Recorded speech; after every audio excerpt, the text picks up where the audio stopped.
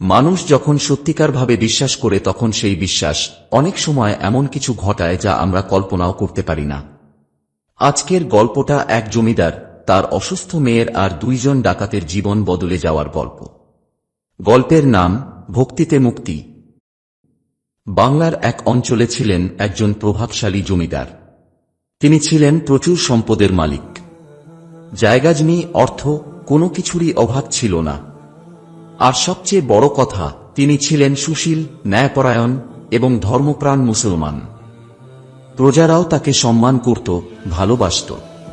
কিন্তু তার জীবনে একটাই কষ্ট, একটাই দুর্বলতা। তার একটি সন্তান, একটি মেয়ে, এবং সেই মেয়েটি দীর্ঘদিন ধরে কঠিন অসুস্থতায় ভুগছিল। ডাক্তার দেখিয়েছেন, কবিরাজ দেখিয়েছেন, কত চিকিৎসা, কত চেষ্টা, কিন্তু কোনো লাভ নেই। মেয়েটা কিছু খেতে পারে না, ব্যথায় কাতরায় রাতে ঘুমাতে পারে না। একজন বাবার কাছে সন্তানের কষ্ট তার নিজের কষ্টের থেকেও বড় হয়ে যায়। জমিদার দিন দিন ভেঙে পড়ছিলেন। এই সময় দুইজন ডাকাত নজর রাখছিল জমিদার বাড়ির দিকে। তাদের প্ল্যান, রাতে ঢুকে বিশাল ডাকাতি করে পালাবে।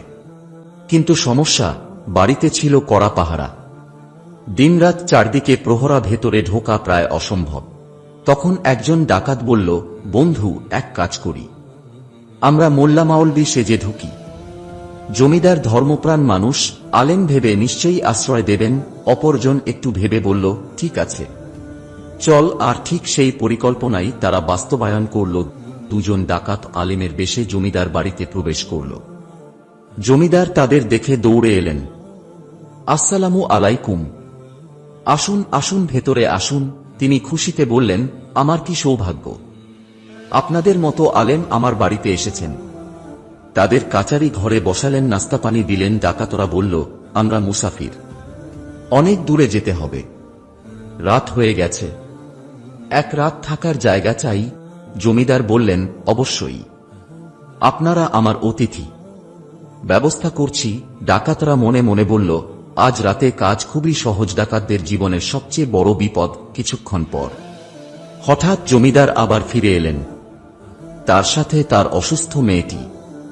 জমিদার কণ্ঠ ভারী করে বললেন, হুজুর, এটা আমার একমাত্র মেয়ে, অনেকদিন ধরে অসুস্থ, কিছুতেই ভালো হয় না।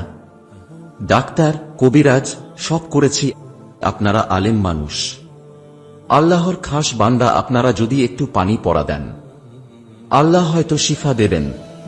এই কথা বলে জমিদার টেবিলে এক গ্লাস পানি রেখে মেয়েকে নিয়ে চলে গেলেন।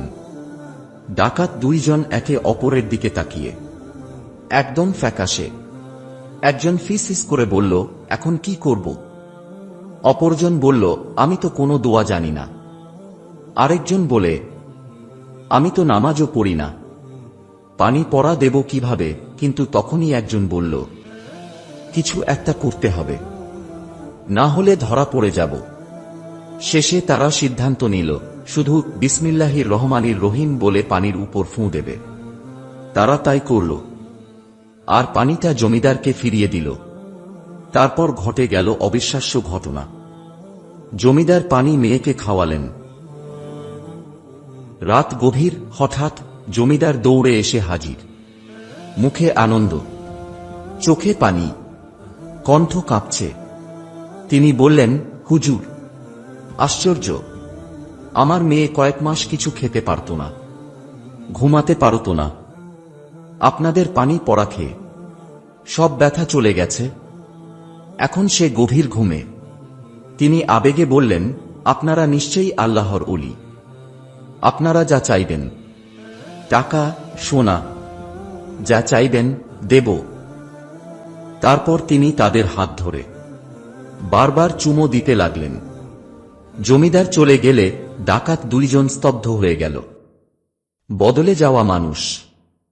একজন ধীরে ধীরে বলল, ভাই, আমরা কি করতে এসেছিলাম, আর কি হয়ে গেল? অন্যজনের চোখে ভয় নয়, এবার চিন্তা। সে বলল, আমরা সারা জীবন চুরি করেছি, ডাকাতি করেছি, নামাজ রোজা করিনি, আজ শুধু বিসমিল্লাহ বললাম, আর মেয়েটা ভালো হয়ে গেল। সে আরো বলল, শুধু বিসমিল্লাহতে যদি এত বরকত থাকে তাহলে কুরআনের প্রতিটি আয়াতে কত বরকত। তারপর সে বলল, চুরি ডাকাতি আর নয় বন্ধু, চল আমরা তোবা করি, আল্লাহ নিশ্চয় ক্ষমা করবেন। সেই রাতেই তারা একজন ইমামের কাছে গিয়ে তোবা করল এবং নতুন জীবন শুরু করল আল্লাহর পথে। এই গল্পে দেখার বিষয় হল, ডাকাতরা কোনো বড় দোয়া জানত না, তারা শুধু বিসমিল্লাহ বলেছিল, কিন্তু জমিদারের বিশ্বাস ছিল পূর্ণ। আর আল্লাহ তাআলা চাইলে যে কোনো উপায়ে শিফা দিতে পারেন। আল্লাহর কালামকে যদি আমরা বিশ্বাস ও ভক্তির সাথে গ্রহণ করি, বরকত অবশ্যই আসবে ইনশাআল্লাহ। আপনার কাছে গল্পটা যদি ভালো লাগে শেয়ার করুন, আর এমন আরও ইসলামিক গল্প শুনতে ফলো সাবস্ক্রাইব করতে ভুলবেন না।